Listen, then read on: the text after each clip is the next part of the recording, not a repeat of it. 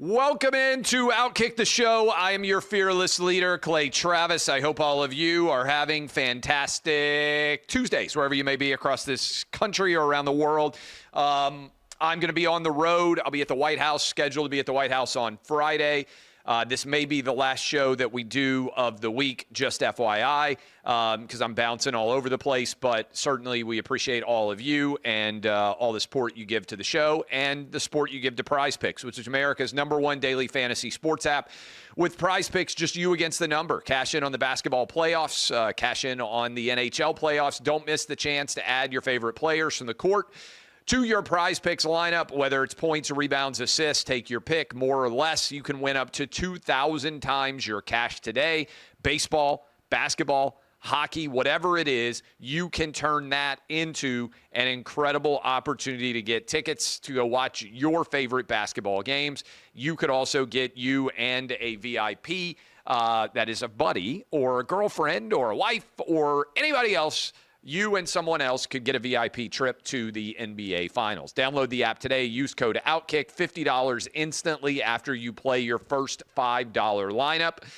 We have got a lineup for you, and it is Major League Baseball focused. A $20 bet turns into $50. That is paying, what is that, 1.5 times for anyone out there. $20 will win $50. Here is the pick.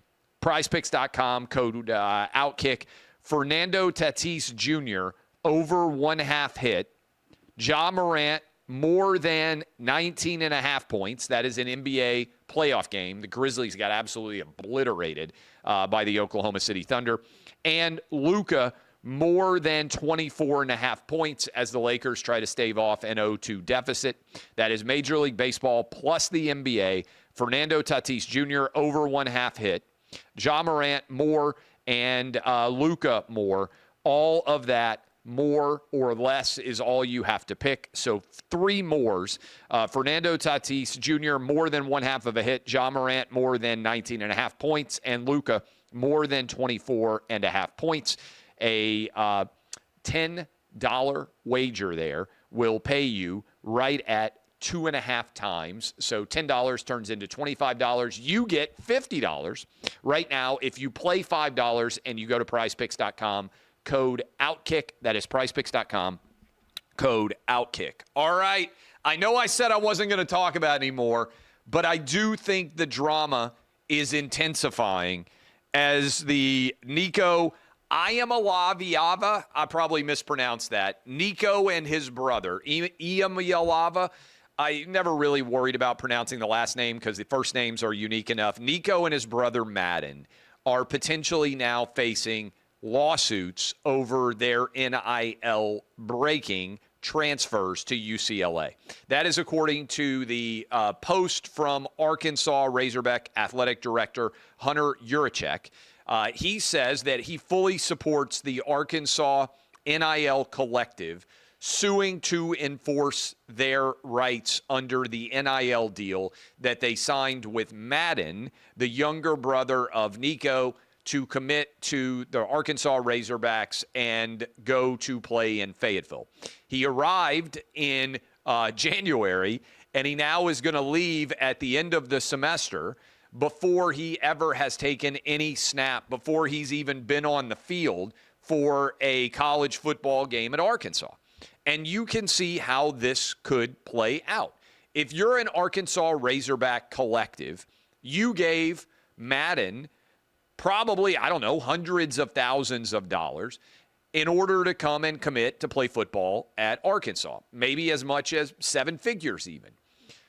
Madden gets there, stays for the spring semester, never even dresses for a single Arkansas football game, and then enters the transfer portal and is headed to UCLA to play alongside of his brother at UCLA. How in the world can you not have some liability legally for failure to fulfill in any way the NIL contract that you signed? Now, I haven't seen it, and I always, as a lawyer, want to see the contract itself before I try to assess which side would have the best argument in a court of law. But I feel like suing in Fayetteville, Arkansas, against a player that bailed on the program after only a few months, probably you get a fairly sympathetic jury. And if Tennessee elected to do the same thing to Nico in Knox County, I think you probably would get a pretty decent jury. And let me just speak generally about the way that a lot of these contracts are set up. If you don't fulfill your contract obligations, then you are liable for damages. I would bet that the way the damages are designed in these contracts, again, I want to make it clear, I haven't read the Arkansas or the Tennessee contracts for either of Nico or Madden. But generally speaking, what's the number one thing you would want to avoid happening? If those players signed a contract with you, it would be that they bail on the contract they signed with you and go to play for another school after you have compensated them substantially for their exclusive playing rights. And in fact, given that we don't have technically any kind of trade or any kind of player, CBA, the damages would likely be that you would have to repay some of the money that you were paid in order to come to either of those schools. Included in the damages clause might even be something like, if you are paid by another school, then we are entitled to the compensation that you receive from that other school because we have already paid you in order to be playing for us. I think, and again, I don't know who advised them. I haven't seen the contracts, but based on what Arkansas's athletic director posted on Twitter today, it suggests to me that the Iamaleava family may have liability civilly for violating the contracts they signed with Arkansas and with Tennessee. And if that is true, the overall advice that these guys got is even worse than you have already been told. We know that Nico went to an inferior team. We know that Nico went to an inferior coaching staff. We know that Nico is making less money at UCLA. What if he also has to pay some of that money back to Tennessee because he's violating the contract that he had with Tennessee? What if Madden theoretically also had to be paying as well? We are talking about one of the worst decisions that would ever been made in the history of the NIL, admittedly short era of college football so far. I'm not even talking about how much more the tax rate is going to be for Nico and Madden at UCLA than it would have been in Arkansas and Tennessee. But I'll also point out the collapse of the odds of winning the Heisman Trophy. Vegas theoretically is a rational place, right? It's a rational place where lots of people out there engage in reasonable analysis. If you're looking at right now, and I'm looking right now at the Heisman Trophy winners, Garrett Nussmeier 8-1, Arch Manning 8-1, Cade Klubnik 10-1, Jeremiah Smith 12-1. Okay, those are the four most likely Heisman Trophy winners. There are a lot of guys on here that many of you will recognize. DJ Lagway 16-1, Drew Aller 16-1, Carson Beck 25-1. I'm just scrolling down this list. Now, Ryan Williams, 40-1. Marcel Reed, 40-1. Joey Aguilar. This is the former App State, transfer to UCLA, now going back to Tennessee. Joey Aguilar is 45-1 to win the Heisman Trophy with Tennessee this year. Okay? 45-1. You now have to go all the way down to Nico at 80-1 to win the Heisman Trophy with UCLA. Adam, see if you can look this up for history reasons. I think, because I look at the odds market quite a lot, I think Nico was 16-1 to win the Heisman Trophy at Tennessee. in the offseason, I think Nico was one of the top 10 most likely to win the Heisman Trophy. So Vegas, this is not me giving you my opinion. This is Vegas odds. Nico went from 16-1 roughly to win the Heisman Trophy with Tennessee to 80-1 to win the Heisman Trophy.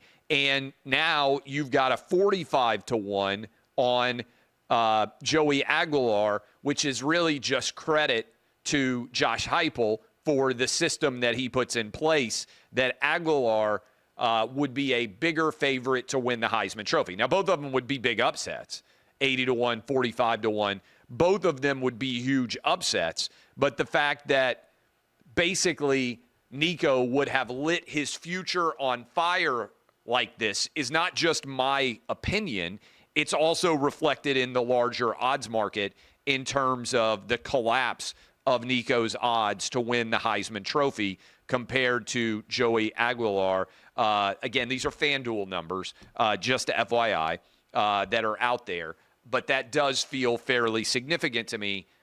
But the lawsuits actually feel like way more peril potentially involved going forward. Okay, other stories that are out there. I mentioned this yesterday in the tease, and I forgot to get to it. Joe Biden didn't support men in women's sports, according to a New York Times Magazine story about a story that we have covered really well at OutKick, a San Jose State men's volleyball player who decided to play on the women's team. And Biden, this is just kind of an idea about how complicit the media is. Certainly, the media covered up Joe Biden's mental and physical deterioration. I told you for years, it was self-evident to me, this guy did not have the mental or physical capability to be president of the United States. Now, suddenly, everybody is admitting the truth. NBC News tried to argue that I was guilty of cheap fakes. Do you remember that? For saying that Biden looked lost on a G8 trip, among other things, and many other clips that I shared, which were self-evident examples of Biden not being able to actually play at a high level, actually do the job of president of the United States. And so now it is out there that Biden says he didn't support men and women's sports, but he was never asked about it. I'm not claiming that Biden did a ton of interviews, but in 4 years, not one press conference, not one side conversation from somewhere at Capitol Hill, somewhere outside the White House, not once did a media member ever ask Joe Biden whether he supported men and women's sports, and nobody asked Kamala Harris that question for her entire presidential campaign. I mean, how wild is that? So I do think that that this is significant, but I give credit to Dan Zakrzewski again because we have a story that is up right now that builds out of the New York Times story, and the headline is, Nike won't say if it is funding child transgender athlete study, but evidence suggests it is. I can't believe that this is potentially happening, that Nike would be helping to study trans adolescents to measure their result on hormone therapies and after hormone therapies for young kids every 6 months for 5 years. And the current climate makes the study somewhat uncertain. The study is being funded by Nike. This is according to the New York Times. The problem is Trump's separate order targeting medical care for transgender youth. If we can't perform gender-affirming care, then we can't bring people into the study. The study is being funded by Nike, according to the New York Times. Now, OutKick reached out to Nike and asked a pretty basic question. Are you paying to study minors, that is kids under 18 years old, and how they respond to hormone blockers and gender reassignment surgeries? And Nike says nothing. They won't respond to us at all. But the doctor here who has been studying transgender athletes that she says Nike is helping to fund, Catherine Ackerman. During a 2023 seminar, Ackerman said, recently we got some money from Nike who wanted to study this more. They wanted to look at transgender folks going through transition younger. So if we're talking about athletes pausing puberty and then doing gender-affirming care and cross-hormonal treatment, what happens to them over time? Holy crap.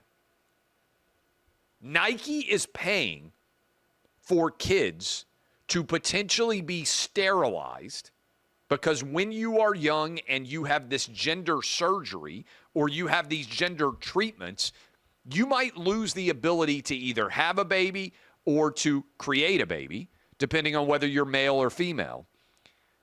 This is indefensible.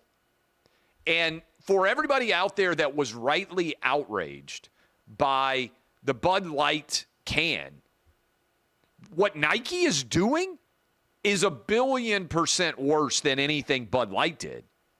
They aren't just paying a trans influencer.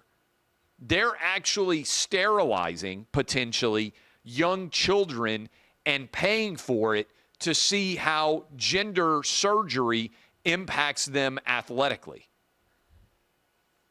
Are you kidding me? This is downright evil. This is diabolical.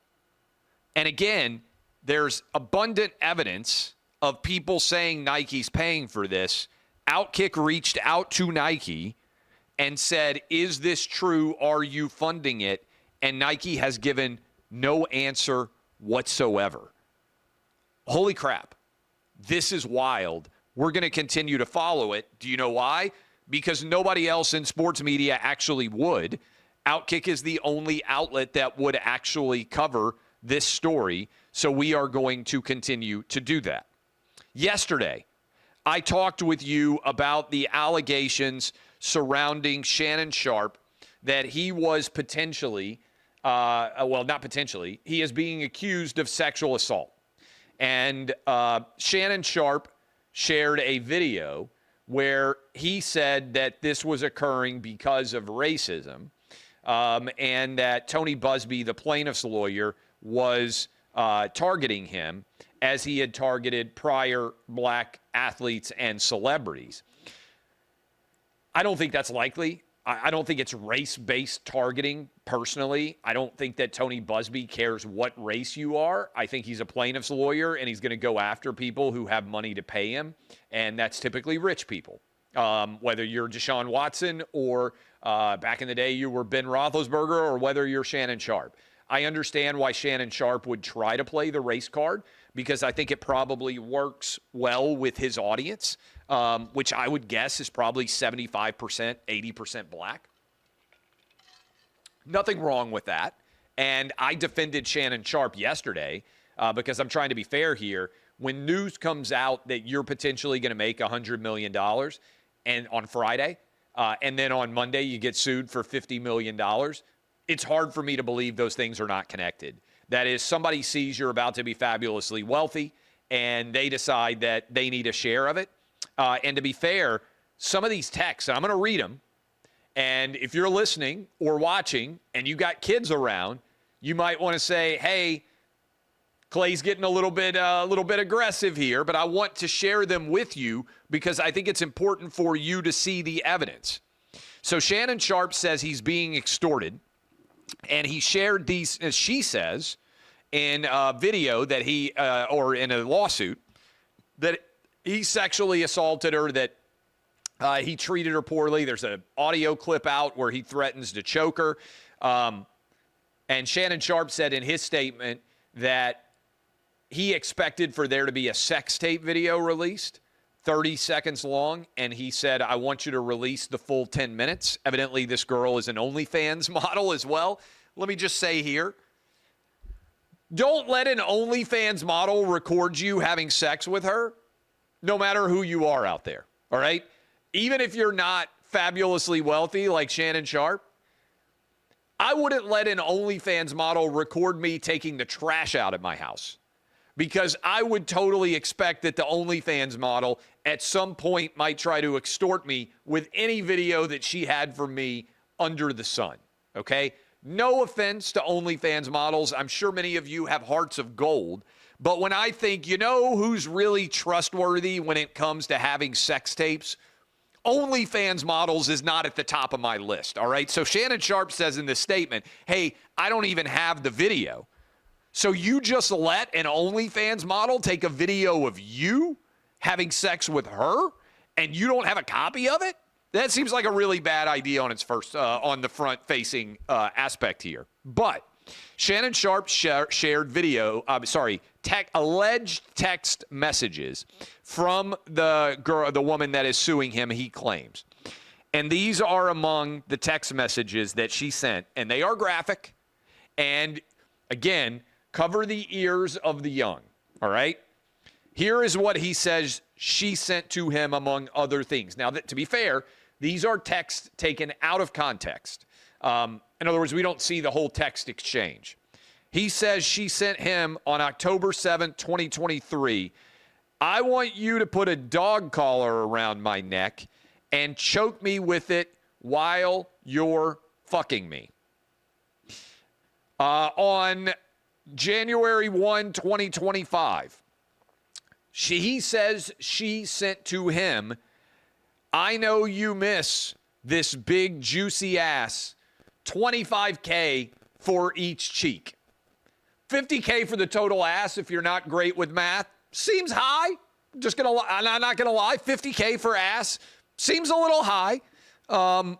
She also said, according to him, I want to put my tongue in your asshole and then marry you. This is November 23rd, 2023, just in time for Thanksgiving. If you're out there and you think to yourself, you know what, I'm not sure that true love still exists, I would submit to you, I want to put my tongue in your asshole and then marry you is quite romantic. There's also a wide range of activity going on there. I'm not sure that I see those connected very often. I don't know how often somebody says, hey, I want to put my tongue in your asshole and then marry you. I want to put my tongue in your asshole. I bet in the history of text is not followed very often by and then marry you. You know when you have like the autofill on the text? I don't think when it starts off, I want to put my tongue in your asshole, that it automatically then fills in and then marry you. I don't think that would be the text correct likelihood here. He also said that she said, only if you put that baby gravy in me, then I can do whatever I want to me. That is, I think she wants him to do things to her after she puts the baby gravy in. That's my daddy. Fuck. No commas, by the way. Very hard to follow here. That's my daddy. Is a comma too much to ask for? That's my daddy. Fuck. It should be a comma there. That's my daddy, comma. Fuck. I think a comma should be there as well. I want you to put a big black baby in me. This is a text in August of 2024. You better crave it. Should be a comma here, I think, because you're going to be stuck with it for life after you put a big black baby in me. Now, I don't know about you, but this doesn't sound like a great love affair. And the person who would send those texts does not sound like somebody who is lacking in consensual sexual activity. Now, to be fair to her, she says, I think in the complaint, you can consent 99 times, but the 100th time, if you don't, it can be rape, and that is true. But I don't understand how this case is playing out now, okay? Shannon Sharpe says he's being extorted. Okay, I can buy that. Rich guys throughout history, usually guys, could be women too, can be extorted for their wealth. But how does this make sense? As soon as the audio recordings and the video recordings are out, the damage is done. I guess you could go to trial and try to get a judgment, but once you release the audio and or video recordings, there is no more extortion because the extortion attempt is predicated on unless you pay me Y, then I'm going to release Z. Once you don't get the payment and once you release the damning material in theory, then there is no opportunity to extort in any way. And I'll give you an example about this. If Shannon Sharpe had come out first, I would understand that sort of predisposition because that happened. Do you remember back in the day with David Letterman? David Letterman came out years ago. It's probably been, 10 or 15 years ago. And as part of his opening monologue on his show, he basically called bluff. He said, hey, there's someone that's trying to extort me.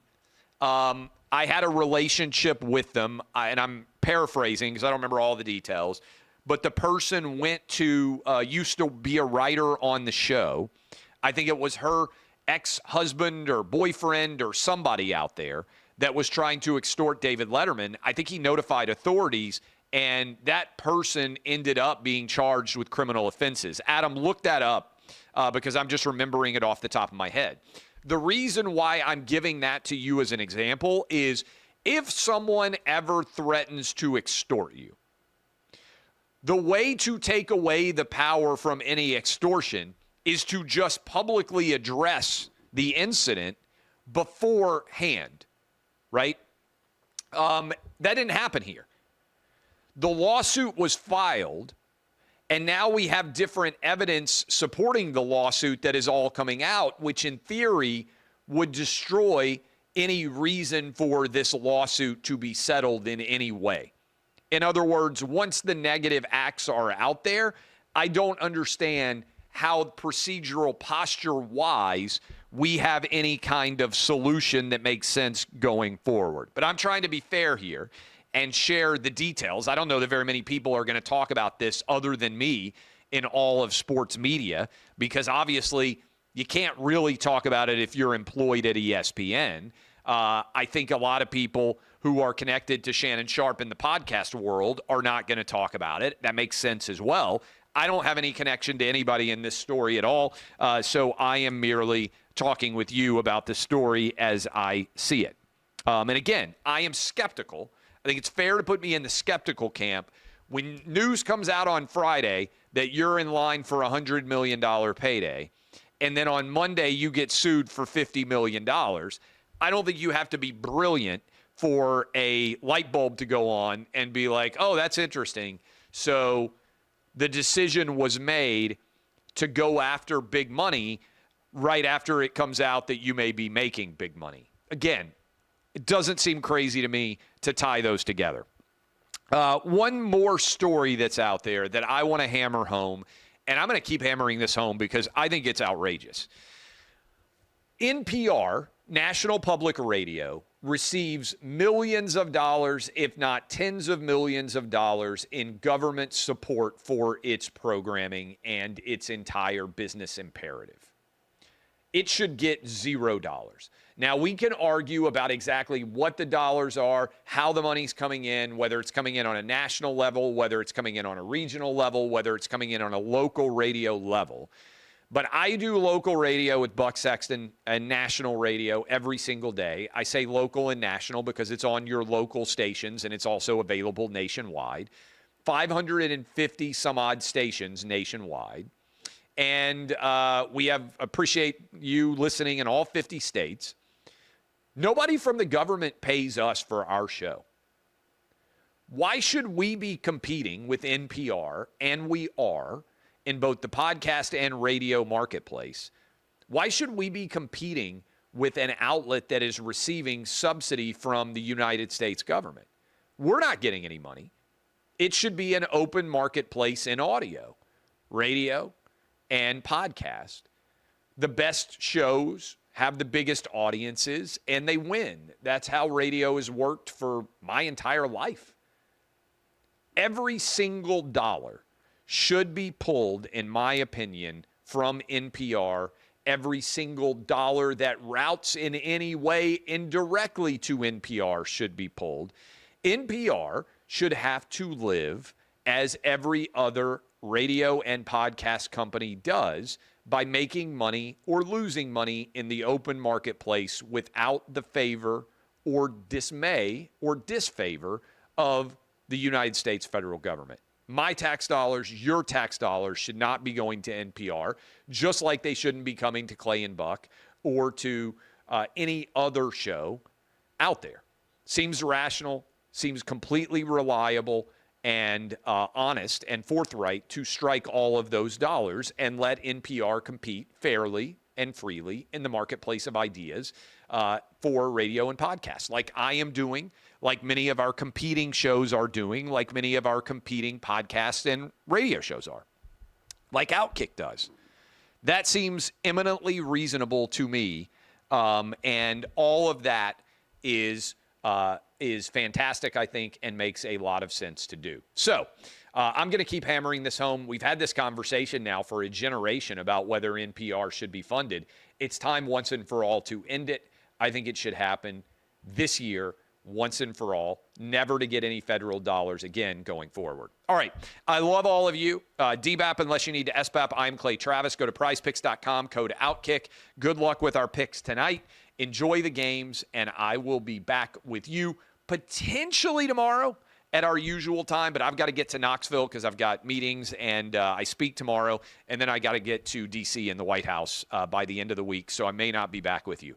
Adam, by the way, has looked up. It was a $2 million extortion attempt on Letterman by a CBS producer, so I am roughly remembering it. I know that he came out and addressed it from the stage, and all of that was the ensuing fallout. But we'll continue to follow this story as well as the Nike funding sex change research. I mean, it's crazy for sports minors competing in sports. Unbelievable story. DBAP, unless you need to SBAP, I'm Clay Travis, and this has been OutKick, the show.